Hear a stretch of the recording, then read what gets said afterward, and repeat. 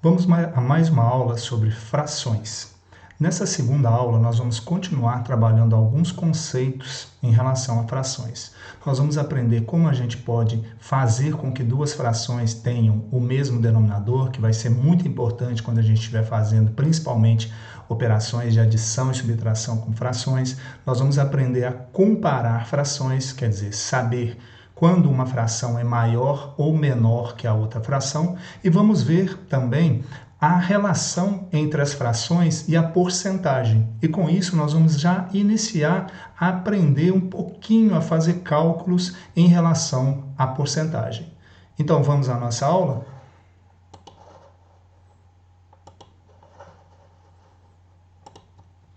Frações, comparação, redução ao mesmo denominador, frações decimais e porcentagem.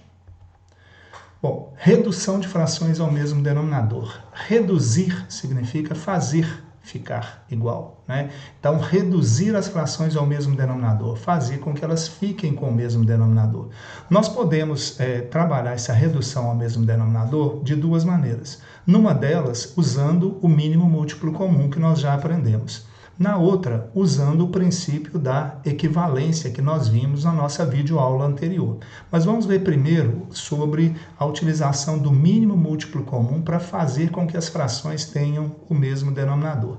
Então, uma maneira mais prática de reduzir as frações ao mesmo denominador seria encontrar o MMC dos números que vão representar esses denominadores. Então, a gente tem aqui como exemplo duas frações, 3/20 e 5/6. Nós queremos que essas duas frações, esses dois denominadores aqui, fiquem iguais, 20 e 6. Como fazer que eles fiquem iguais? Na verdade, nós precisamos fazer com que encontrar uma fração equivalente a 3/20, encontrar uma fração equivalente a 5/6, mas que fiquem com o mesmo denominador. Usando o mínimo múltiplo comum, nós podemos fazer o MMC entre 20 e 6. Se nós fizermos esse mínimo múltiplo comum, nós vamos encontrar 60. Então, 60 vai ser o novo denominador dessas frações. Mas não basta somente a gente mudar esse denominador. É necessário que o numerador também mude. Nós vimos no princípio da equivalência que o que você fizer com o denominador, você tem que fazer com o numerador também para que você continue tendo uma fração equivalente. Então, por isso, usando o mínimo múltiplo comum, a gente vai fazer sempre o quê? A gente vai dividir esse 60, que é o mínimo múltiplo comum, pelos dois denominadores e multiplicar pelo numerador, que vai ser o novo numerador da fração. Então, eu vou fazer 60 dividido por 20, dá 3, vezes 3 dá 9, 60 dividido por 6 dá 10, 10 vezes 5 dá 50. Bom, ficou difícil, não ficou? Pois é, mas eu fiz esse exemplo escrito agora. Então, vamos fazer tudo isso novamente, que está escrito aqui, fazer um exemplo com esses dois números. Então, vamos lá. Olha só, os números, então, que nós temos, quais são? 3/20 e 5/6. O que nós dissemos que a gente faz primeiro? O mínimo múltiplo comum entre os dois denominadores. Eu vou mudar os denominadores, certo? Quando a gente calcula o mínimo múltiplo comum, como é que a gente faz mesmo? Olha, eu vou dividir por 2, 20 por 2 dá 10, 6 por 2 dá 3, divido por 2 novamente, porque o 10 ainda divide, dá 5, repete o 3, agora divide por 3, que dá 1, repete o 5 e divide por 5. Para achar o mínimo múltiplo comum, nós vamos multiplicar os divisores aqui. Então, nós vamos fazer 2 vezes 2, 4, vezes 3, 12, vezes 5, 60. Esse é o mínimo múltiplo comum. Então, esse vai ser o novo denominador das nossas frações. Agora, como que eu vou encontrar esse 9 e esse 50? Nós escrevemos aqui, ó. Eu vou pegar o 60, que foi o mínimo múltiplo comum, vou dividir pelo denominador antigo, que é o 20. O resultado dá quanto? Dá 3.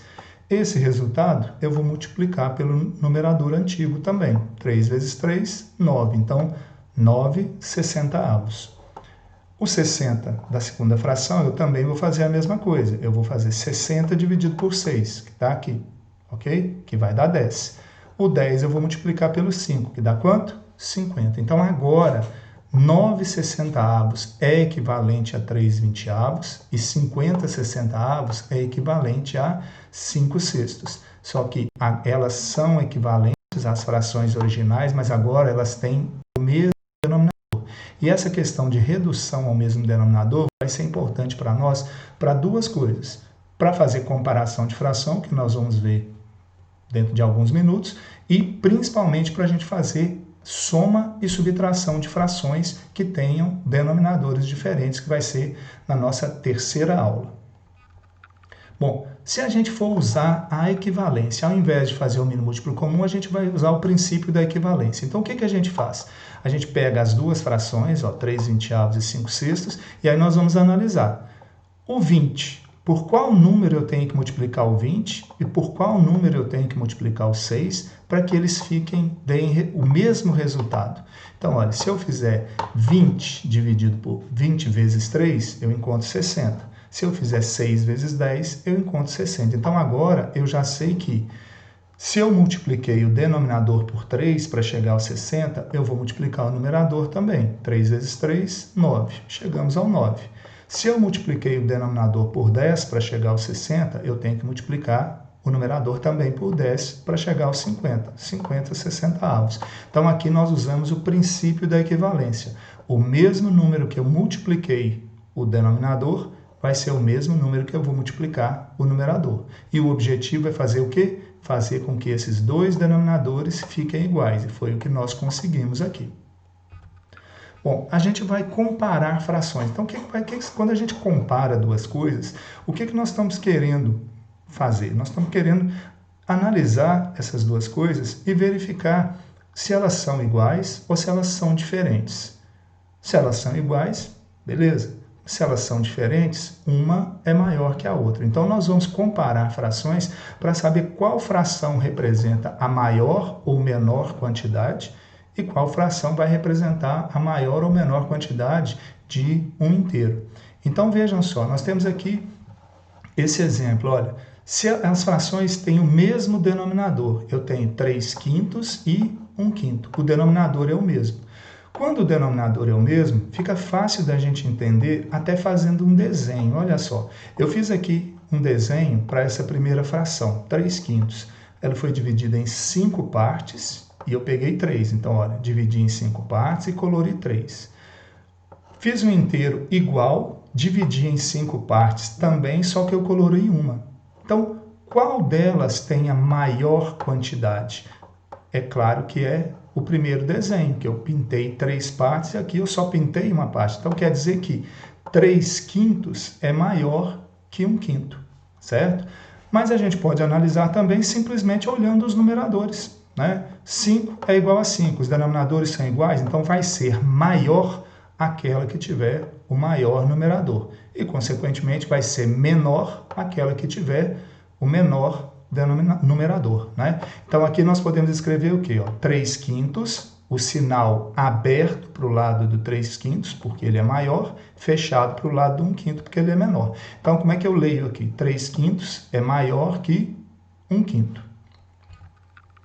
Se elas tiverem denominadores diferentes, aí nós vamos precisar usar o conceito que a gente estudou anteriormente, que é fazer com que essas frações fiquem com os denominadores iguais, para que eu possa fazer a mesma coisa que o exemplo anterior. Olha só, eu tenho aqui 5/2 e eu tenho aqui 7/3. Os denominadores são 2 e 3, são diferentes. Como é que eu vou fazer para chegar a uma conclusão aqui? Eu vou fazer de duas formas, usando a equivalência e usando aqui o mínimo múltiplo comum. Se eu usar a equivalência, olha só, 2 e 3, para ficar igual, vai se transformar em 6. Só que aqui eu multiplico por 3, transformou em 6, aqui também por 3, ficou 15. Então, eu tenho o quê? 15/6. O 3, para se transformar em 6, eu multiplico por 2. Então, aqui também eu vou multiplicar por 2. 7 vezes 2, 14. Certo? Então, aqui eu tenho 14/6. Como agora elas já têm o mesmo denominador, quem é maior, 15 ou 14? É claro que é o 15. Então, vou usar o sinal de maior. Então, quer dizer que 5/2 é maior que 7/3. Se a gente for utilizar o mínimo múltiplo comum, é o mesmo processo. Eu vou fazer o MMC entre 2 e 6, que dá 6. Coloco esse denominador aqui, que vai ser o denominador comum, e vou fazer a divisão. 6 dividido pelo 2 dá 3. 3 vezes 5, 15. O 6 dividido pelo 3 dá 2, vezes 7, 14. Então, os mesmos 15 sextos e 14 sextos que nós encontramos aqui. E aí a gente pode concluir que a primeira fração é maior do que a segunda fração. Fração decimal é um conceito também para nós importante. O que é uma fração decimal? A gente vai chamar de fração decimal aquelas frações que têm um denominador 10 ou potências de 10. O que são potências de 10? 10 elevado ao quadrado, que é 100, 10 elevado ao cubo, que é 1000. Então, aqui eu tenho 5 centésimos, que é uma fração decimal, 25 centésimos, que é também uma fração, 25 milésimos, que é uma fração decimal, e 1/10, que é uma fração decimal. Que número decimal que essas frações representam? Aqui, no caso, 5 centésimos. Olha, 2 casas após a vírgula. Aqui, 25 milésimos, 3 casas. E aqui, 1/10. Na própria leitura do número decimal, eu leio também igual a minha fração decimal. E aí, a gente vai usar esse conceito das frações decimais para a gente já iniciar os nossos estudos de porcentagem. Então, a palavra porcentagem significa por 100, em cada 100. Então, a palavra porcentagem ela vai apresentar uma ligação estreita com a ideia de fração. Por quê? Porque ela significa partes de 100. Então, ela vai sempre nos levar a uma fração decimal.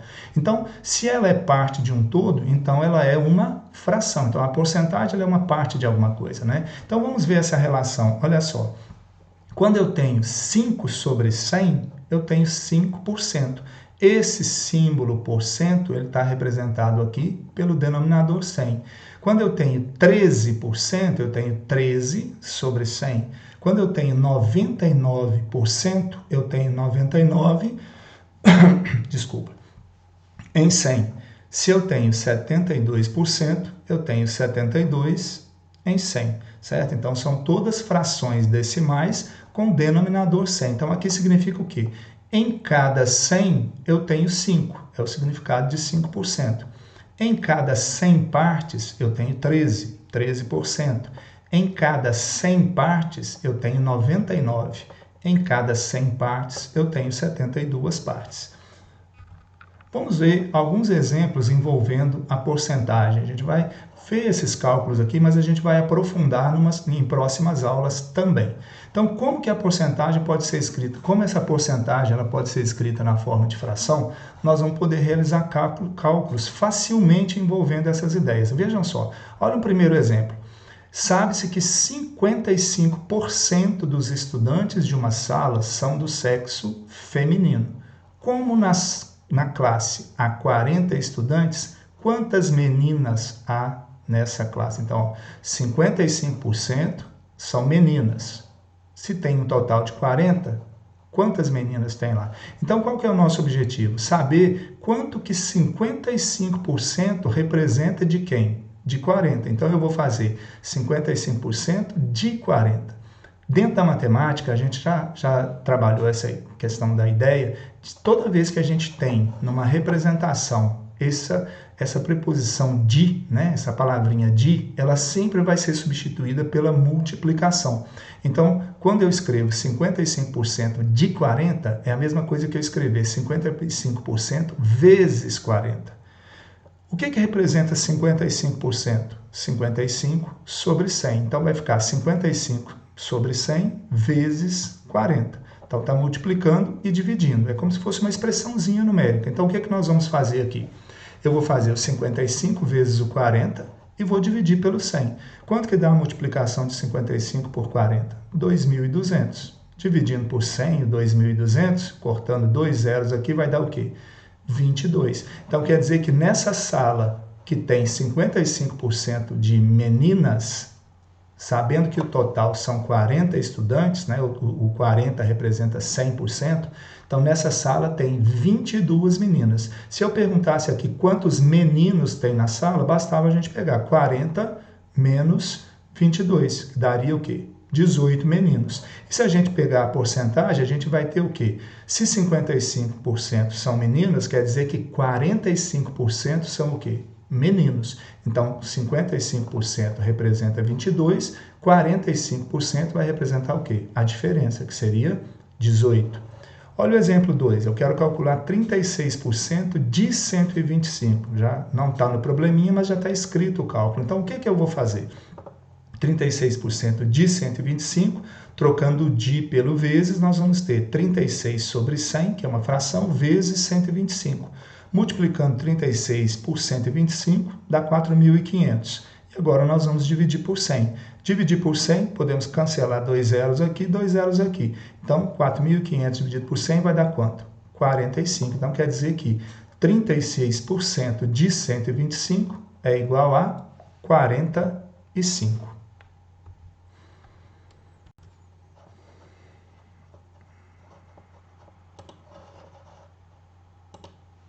Bem, chegamos ao final da nossa segunda aula, que trabalhamos conceitos, né, tanto na primeira quanto na segunda, e vocês vão poder verificar que todos esses conceitos que nós trabalhamos nessas duas aulas vão ser aplicados nas operações com frações que nós vamos fazer em nossa próxima aula.